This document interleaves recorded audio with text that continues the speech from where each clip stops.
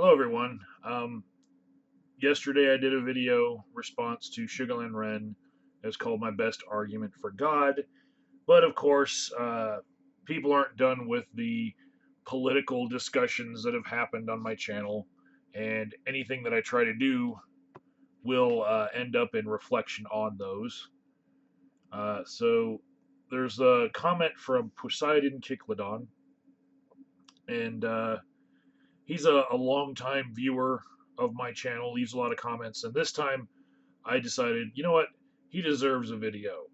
Okay, so he left a comment, and I'm not going to read the comment as is. You can do that by just going to the video, link in the description box. But I have color coded his argument with how I feel about it. And here we go. He says, please, the best argument for God was the November 8th election. I believe that that was hyperbole on Poseidon's part, but here goes his argument. He says Hillary's been planning for a run for the White House since 1999. The only part of that statement that I have a problem with is the year 1999. I would probably said it earlier and say that she was dreaming about it since like childhood. And if you look at her entire body of work, she's been wanting to be a public servant at least since then, like since she was a child. But I think that, like Steve Austin of the WWE says, if you're not in it to be the world champion, why are you in it? You know. Um, Next, he says the most powerful, well-financed, media-dominating regime in American political history, the Clinton machine, was created. I have no problem with that statement.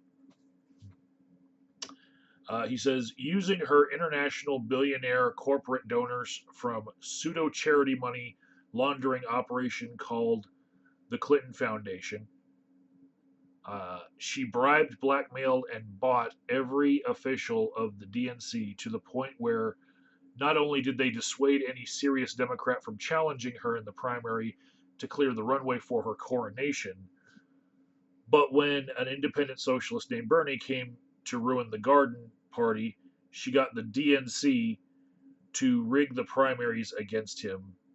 She was that crooked and paranoid.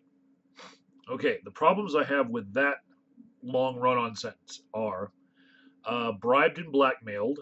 I believe that she did buy a lot of the support that she had, and she shored up donors for other super delegates who were also public officials. But I don't consider those bribes or blackmails, and neither does the law. She would have been charged with that stuff if that were true, especially right now when she has zero political influence after the egg on her face after that November 8th election.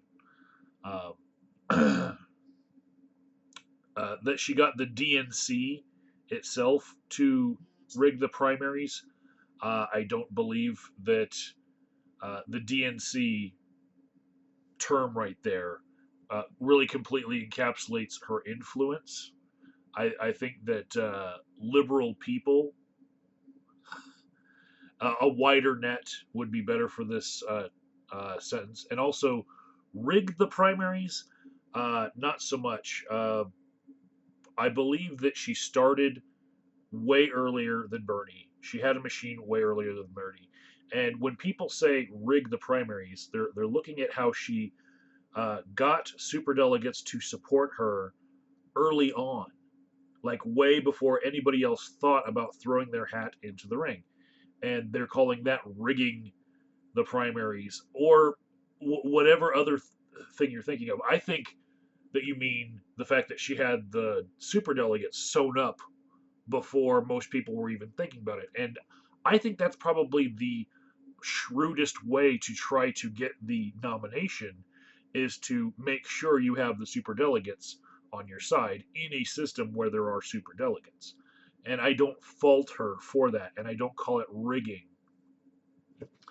Also, the end where he said she was that crooked and paranoid. I actually think that sewing up the delegates the superdelegates as early as you can is a shrewd way of going about politics. And I think that the sooner a primary is over for a party, the party will have an edge. And she was going for that edge, and it blew up in her face. She actually ended up drawing out the nomination process to the point of terminally crippling her campaign. He goes on to say, thus, the most corrupt, most demanding, unquestioned loyalty candidate in the Democratic Party history, along with $3 billion in donations in her pocket, was ready for the general election. I disagree with the most corrupt. I don't know what standards you're using there, but I think that you could make a case that there are more corrupt people. Uh, it's pretty much subjective. Most demanding of unquestioned loyalty candidate in the Democratic Party. I actually have no problem with that. She has been pretty ruthless in that aspect. Uh, $3 billion in donations in her pocket. I think there's probably more, and I think if you count the Hollywood celebs that came out in support of her, all the free media that she got. If you count super PAC money that is so nebulous and hard to track, I think there was more money behind her than $3 billion. I honestly do. Uh, he says she had the complete support of Hollywood, the late night comics, the mainstream media, even some former contestants from Trump's show, along with prominent Republican defectors like David Frum. No problem with that statement. Obama's CIA was leaking stories to hurt him. I don't know if him in that sentence means Trump or Bernie, but either way, I have no evidence that I feel is credible that corroborates that. But I don't have a problem with you saying it. Uh, I just don't buy it outright. Um, she paid trolls on YouTube to spread lies about him and Bernie too. Uh, I know she paid people to go on every social media platform to comment. Uh, whether or not they were lies, I mean, every political ad is called a lie and an outrage and a stretching of the truth by the opponent. You know, um, he goes on to say he had nothing but the base, and I think he means Trump there. And I think that Ted Cruz had the base. And I think that Trump had outsiders to the Republican establishment. So I disagree with that statement. Um, and of course, he had 9% of Democrats vote for him in the end. So he didn't have just the base. He had a lot of people that were Bernie bros that were pissed off. Um, he goes on to say, even the GOP leadership in D.C. was reluctant to endorse him and barely supported him. Yet, despite all this, a never politician, never military reality TV host beat the most well-financed propaganda machine dominating political juggernaut ever created. And I have no problem with that statement. Um, the last thing that Poseidon said was, the only thing that explains it is divine intervention. And I disagree with that.